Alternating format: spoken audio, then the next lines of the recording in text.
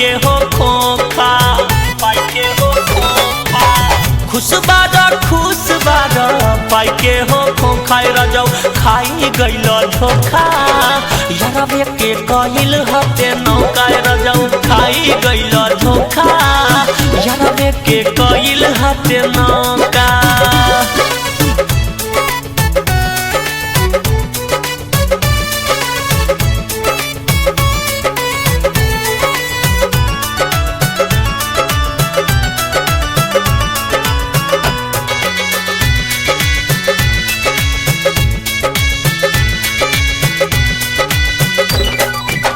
तनिको न जान तू तिरिया चरिता। ढेर रगड़ाल जान पवनी पवित्र। ए राजा जी तनिको न जान तू तिरिया चरिता। ढेर रगड़ाल जान पवनी पवित्र। आही ओही झूठो कैनी तोहरा हो सोझा। आही ओही झूठो कैनी तोहरा हो सोझा। रजौ पाई गइल धोखा।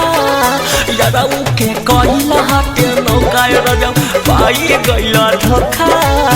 यारऊ के कइल हते नौका।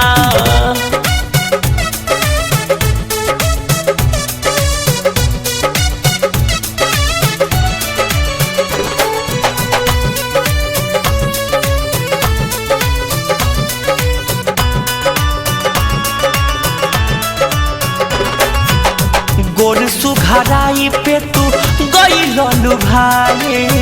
बुझ नहीं पैल लक्ष्मण हम चतुराई।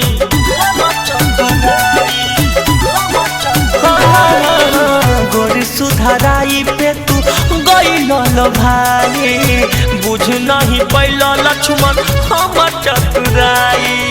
शिवेश यारवा चखले माल सब चोखा आय है। शिवेश यारवा चखले माल सब चोखा। रजौ खाई गइल धोखा।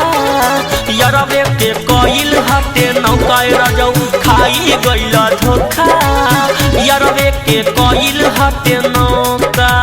खुश बारा पाई के हो खोखा। रजौ खाई गइल धोखा।